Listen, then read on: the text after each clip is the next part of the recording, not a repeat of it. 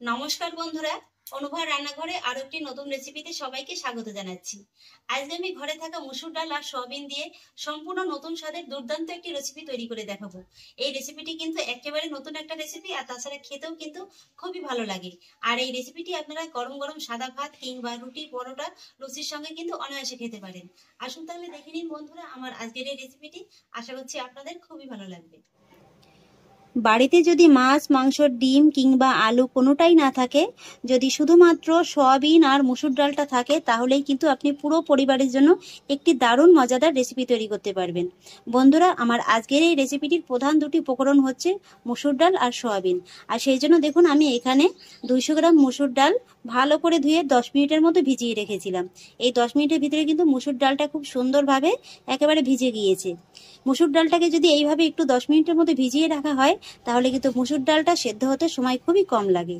আর সেই একই সঙ্গে নিয়ে নিয়েছি দেখুন আমি 100 গ্রাম সয়াবিন। এই সয়াবিনটাকেও আমি 10 মিনিটের মতো গরম জলে ভিজিয়ে রেখেছিলাম। তারপর খুব ভালো করে ধুয়ে হাতের সাহায্যে এইভাবে চেপে চেপে এর ভিতর থেকে এক্সট্রা জলটাকে বের করে দিয়েছি।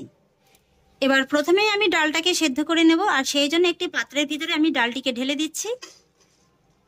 আর ডালটাকে সেদ্ধ করার জন্য আমি এর ভিতরে দিয়ে দিচ্ছি জল। আমি এখানে 200 গ্রাম ডালের জন্য 400 গ্রাম জলটা দিয়ে দিলাম।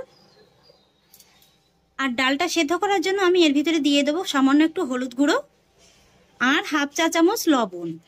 আমি কিন্তু পরে আবারও লবণের ব্যবহারটা করব, তাই এখানে লবণটা একটু কমই ব্যবহার করলাম। এবার মিডিয়াম টু লো ফ্লেমে আমি এই ডালটাকে সেদ্ধ করে নেব। এবার আমি গ্যাসের ফ্লেমটাকে মিডিয়াম টু লোতে রেখে ডালটাকে সেদ্ধ করে নেব। তবে ডালটা কিন্তু একেবারে খুব বেশি গলিয়ে ফেললে হবে না, সেদ্ধ করার পরে আমি আপনাদের দেখিয়ে দিচ্ছি। আর এদিকে ডালটা সেদ্ধ হতে হতে সেই ফাঁকে আমি রেসিপির বাকি কাজগুলো সেরে নেব। একটি কড়াই বসিয়ে দিয়েছি, কড়াইতে দিয়ে দেবো 2 টেবিল চামচ সরিষার তেল। আপনারা কিন্তু রান্নাটা সাদা তেলেও করতে পারেন। আর এবার আমি তেলের ভিতরে দিয়ে দেবো সামান্য একটু হলুদ গুঁড়ো আর সামান্য একটু লবণ। এবার তেলটাকে আমি কড়ার গায়ে খুব ভালো করে একটু লাগিয়ে নেব। এবার তেলটা যখন খুব ভালোভাবে গরম হয়ে যাবে, তখন আমি এর ভিতরে দিয়ে দেবো সয়াবিনটা। মিডিয়াম হাই ফ্লেমে আমি সয়াবিনটাকে 3 থেকে 4 মিনিটের মতো একটু ভেজে নেব।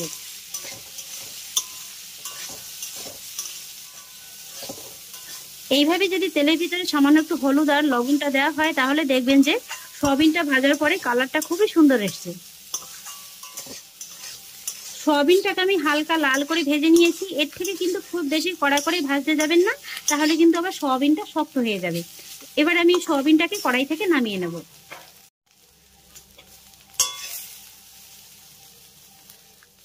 আর এবার আমি আপনাদের দেখিয়ে দিচ্ছি যে ডালটাকে ঠিক কেমন ভাবে সেদ্ধ করে নিতে হবে। এই যে দেখুন বন্ধুরা, ডালটা কিন্তু ঠিক এরকম করেই সেদ্ধ করে নিতে হবে।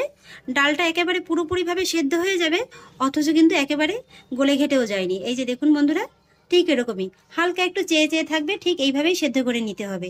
আর এই ডালটা যে আমি 10 মিনিটের মতো ভিজিয়ে রেখেছিলাম না, তার কারণে কিন্তু ডালটা মোটামুটি 5 থেকে 6 মিনিটের ভিতরেই একেবারে খুব সুন্দরভাবে সেদ্ধ হয়ে গেছে। এবার আমি ডালের পাত্রটাও অন্য একটি জায়গায় নামিয়ে নেব। এবার আবারও গ্যাসে পরে একই কড়াইটাকে বসিয়ে দিয়েছি, আর কড়াইতে দিয়ে দেবো আবারও 2 টেবিল চামচ সরিষার তেল। আর তেলের ভিতরে ফোড়নে দিয়ে দেবো হাফ চা চামচ গোটা জিরে। আর সেই সঙ্গে দিয়ে দেবো 2টো শুকনো লঙ্কা। লঙ্কা দুটোকে আমি এইভাবে একটু মাঝখান দিয়ে ছিঁড়ে নিয়েছি। এবার আমি এই ফোড়ন দুটোকে একটু ভেজে নেব। ফোড়ন দুটো হালকা করে যখন এরকম একটু ভাজা হয়ে যাবে, তখনই আমি এর ভিতরে অ্যাড করব বড় সাইজের একটি পেঁয়াজ কুচি। এবার পেঁয়াজ কুচিটাকে আমি হালকা বাদামি করে ভেজে নেব। পেঁয়াজ কুচিটাকে আমি হালকা বাদামি করে ভেজে নিয়েছি। এর থেকে কিন্তু খুব বেশি লাল করে ভেজে নেওয়ার প্রয়োজন নেই। আর এবার আমি এর ভিতরে অ্যাড করব 2 চা চামচ আদা আর রসুন বাটা। সেই সঙ্গে অ্যাড করব খুবই সামান্য একটু জল, যাতে করে মশলাটা পুড়ে না যেতে পারে। এবার মিডিয়াম ফ্লেমে এই আদা রসুনটাকে আমি 1 মিনিটের মতো একটু কষিয়ে নেব, যাতে করে আদা রসুনের কাঁচা গন্ধটা খুব ভালোভাবে একেবারে চলে যায়। আদা রসুনের কাঁচা গন্ধটা একেবারে চলে গিয়েছে। আর এবার আমি এর ভিতরে অ্যাড করব মিডিয়াম সাইজের 2টো পাকা টমেটো কুচি। সেই সঙ্গে দিয়ে দেবো স্বাদ অনুযায়ী লবণ। এইভাবে শুরুর দিকে লবণটা যদি টমেটোর ভিতরে দিয়ে দেওয়া হয়, তাহলে টমেটোটা কিন্তু খুব তাড়াতাড়ি একেবারে নরম হয়ে যাবে। এবার আমি আবারও মিডিয়াম ফ্লেমে এই টমেটোটাকে 2 মিনিটের মতো কষিয়ে নেব। 2 মিনিট বাদে দেখিয়ে দিচ্ছি টমেটোটা কিন্তু অনেকটা নরম হয়ে গেছে। আর এবার আমি ঘরে থাকা কয়েকটি গুঁড়ো মশলার উপকরণ অ্যাড করব। আর সেই জন্য প্রথমেই দিয়ে দিচ্ছি 1 চা চামচ জিরে গুঁড়ো, 1 চা চামচ ধনে গুঁড়ো, হাফ চা চামচ হলুদ গুঁড়ো, হাফ চা চামচ লাল লঙ্কার গুঁড়ো, আর সেই একই সঙ্গে দিয়ে দেবো 1 চা চামচ কাশ্মীরি লঙ্কার গুঁড়ো। এটাতে ঝাল হবে না, তবে খুব সুন্দর একটা কালার আসবে। এবার আমি এই শুকনো মশলার উপকরণগুলোকেও এই মশলার সঙ্গে খুব ভালো করে কষিয়ে নেব। সমস্ত মশলাটাকে আমি খুব সুন্দর করে কষিয়ে নিয়েছি। আর এবার আমি এর ভিতরে অ্যাড করব ভেজে নেওয়া সয়াবিনগুলো। সয়াবিনটাকে আমি মশলার সঙ্গে খুব ভালো করে মিশিয়ে নেব। আমি সয়াবিনটাকে মশলার সঙ্গে খুব ভালো করে মিশিয়ে নিয়েছি। আর এবার আমি এর ভিতরে অ্যাড করব সামান্য একটু জল, যাতে করে সয়াবিনটা কষানোর সময় মশলাটা পুড়ে না যেতে পারে। এবার আমি এই মশলার সঙ্গেও সয়াবিনটাকে আরো একবার ভালো করে নেড়েচেড়ে মিশিয়ে নেব। আর তারপর গ্যাসের ফ্লেমটাকে মিডিয়াম লোতে রেখে এইভাবে ঢাকা চাপা দিয়ে আমি সয়াবিনটাকে 2 থেকে 3 মিনিটের মতো কষিয়ে নেব। এবার আমি আবারও ঢাকাটাকে তুলে নিচ্ছি। এই যে দেখুন বন্ধুরা, সয়াবিনটা কিন্তু আমি মশলার সঙ্গে খুব ভালোভাবে কষিয়ে নিয়েছি। আর এবার আমি এর ভিতরে অ্যাড করব সেদ্ধ করে নেওয়া মসুর ডালটা। ডালটাকে সয়াবিনের সঙ্গে ভালো করে একবার নেড়েচেড়ে মিশিয়ে নেব। জলটাকে দিয়েও আমি সয়াবিন আর ডালের সঙ্গে ভালো করে মিশিয়ে নিয়েছি।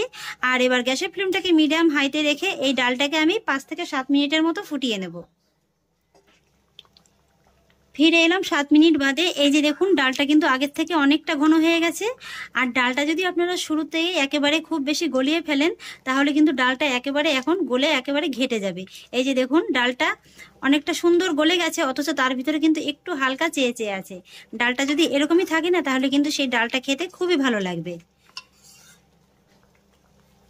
আর এবার আমি ডালের ভিতরে অ্যাড করব 2টো চেরা কাঁচা লঙ্কা আর 1 টেবিল চামচ চিনি। এখানে আপনারা চিনিটা অপছন্দ করলে স্কিপ করে যেতে পারেন। এবার চিনিটাও আমি ডালের সঙ্গে ভালো করে একবার মিশিয়ে নেব। আর তারপরে এই ডালের ভিতরে আমি অ্যাড করব 1 চা চামচ গরম মশলা গুঁড়ো, সেই সঙ্গে অ্যাড করব সামান্য একটু ধনেপাতা কুচি। এবার গরম মশলা গুঁড়ো আর ধনেপাতা কুচিটাকে ভালো করে নেড়েচেড়ে মিশিয়ে নেব।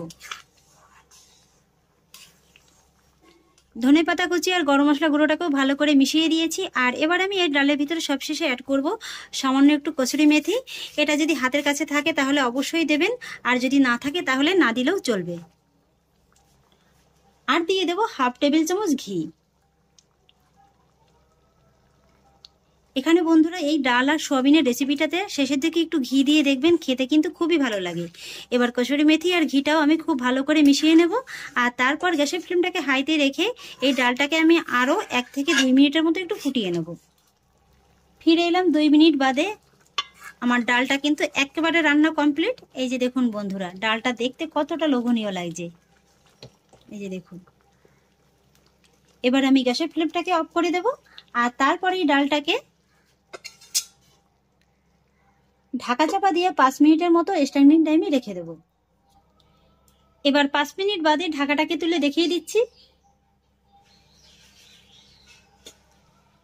এই যে দেখুন বন্ধুরা, ডাল আর সয়াবিনটাকে দেখতে কতটা লোভনীয় লাগছে। একেবারে কিন্তু সম্পূর্ণ নতুন একটা স্বাদের রেসিপি।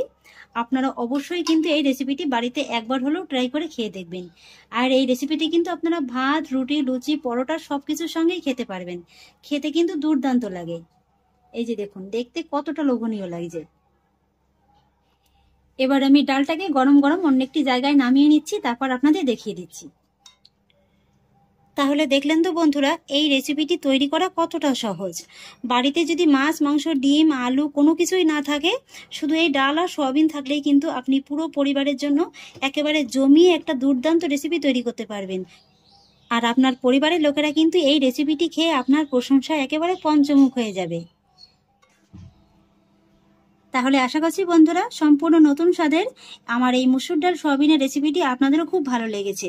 আর আপনারা দেখতেই পেলেন রেসিপিটি তৈরি করা কতটা সহজ আর কতটা কম সময়ের ভিতরে হয়ে যায়। এই গরমের সময় যদি একঘেয়েমি খুব বেশি সময় নিয়ে রান্নাঘরে কাটাতে ভালো না লাগে, তাহলে কিন্তু ঝটপট এই রেসিপিটি অবশ্যই তৈরি করে খেতে পারেন। আর আমার আজকের এই রেসিপিটি যদি আপনাদের একটু হলেও ভালো লেগে থাকে, তাহলে আমাকে অবশ্যই একটা লাইক এবং কমেন্ট করবেন, সেই সঙ্গে বন্ধুদের সঙ্গে শেয়ার করবেন। আর প্লিজ বন্ধুরা, যদি আমার পরিবারের নতুন সদস্য হয়ে থাকেন, তাহলে একটা সাবস্ক্রাইব করে পাশে থাকা বেল আইকনটি প্রেস করে দেবেন। ফিরে আসছি এরকমই পরের অন্য কোনো নতুন রেসিপি নিয়ে। সবাই ভালো থাকুন, সুস্থ থাকুন, ধন্যবাদ।